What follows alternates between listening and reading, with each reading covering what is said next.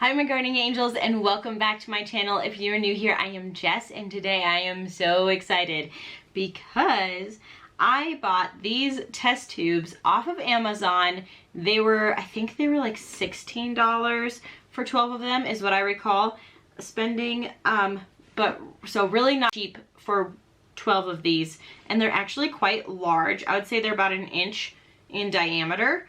And then they have these cute little cork tops, which I'll be tossing, but they are really cute. So if you were looking for a good test tube, this is them, and I'll have them down in the link below.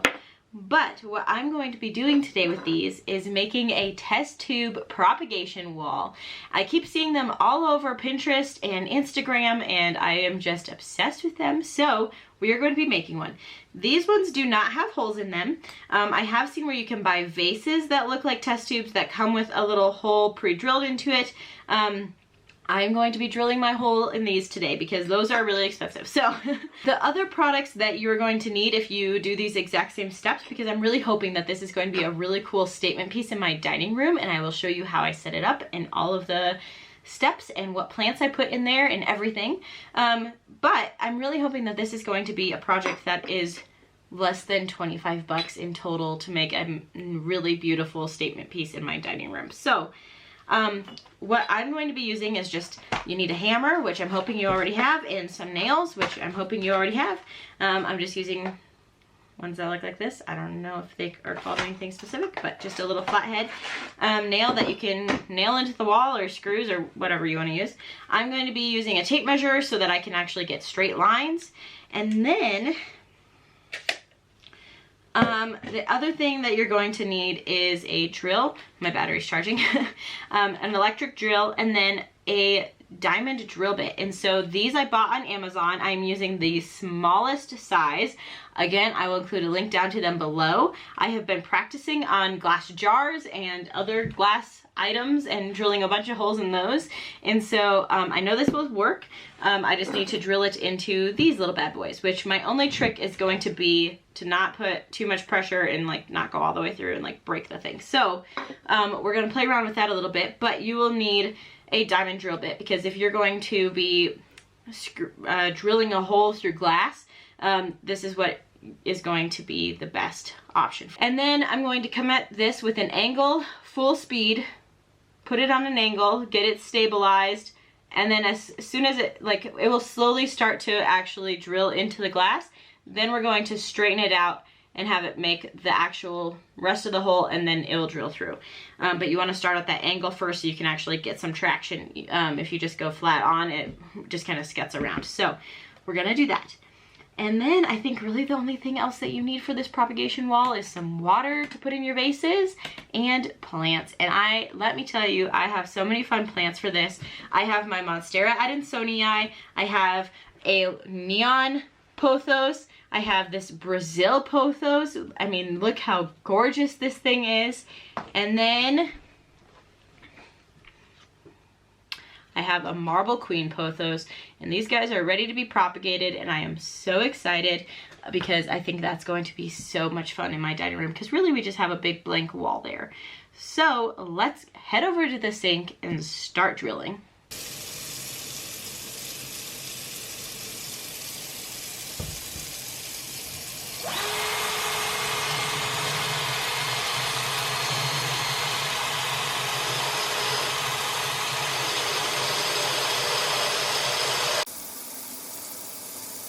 Okay, so this is the wall behind me that I am going to be placing these on, and I used just some washi tape to mark my lines out. This is not exactly where they're going to be going. I actually took my measurements with a nice measuring tape, and then I marked them with a little piece of crayon because that's where I'm going to be making my nail. And then I have my test tube. And so this one's going to go right here, and you can kind of just see that. I just use this as a visual for seeing kind of what structure I want with this.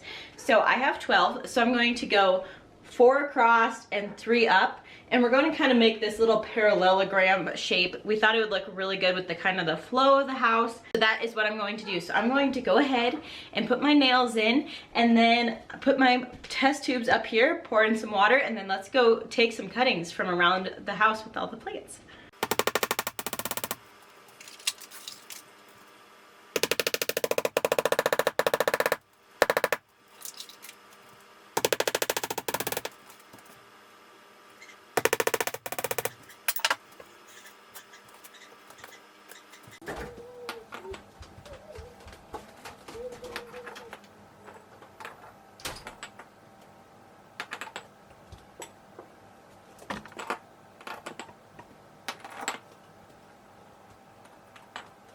All right, so they're all on the wall now.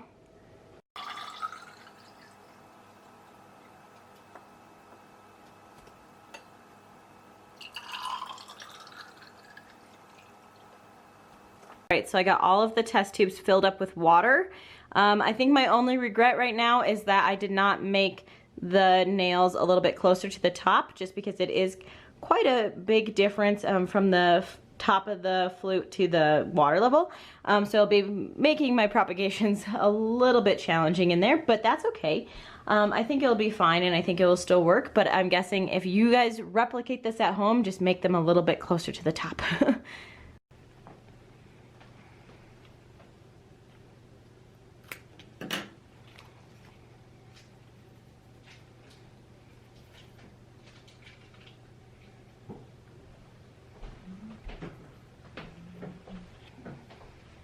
Okay, so here are all of my cuttings. I grabbed 12 of them. Here is the neon pothos. So very bright green in comparison to this classic variegated pothos. You can see how much lighter and neon this is. So I took 3 of those. Then I have 2 Monstera adonsonii cuttings. These are my all-time favorite. And if you are new to taking cuttings, this is what you're looking for. You want to cut right below the nodes, which are these little black dots. This is where roots are going to grow out of. So this one actually has another one here, so I could take that. But I liked how full this cutting looked. And so I have 2 of those. Then I have some normal pothos. Then we have the Marble Queen pothos, a Brazil pothos. I love the variegation in this one. It's so unique. And then I'm not exactly sure what type of plant this is, but just kind of a little trailer to kind of give it a different texture. So now let's go put them in there.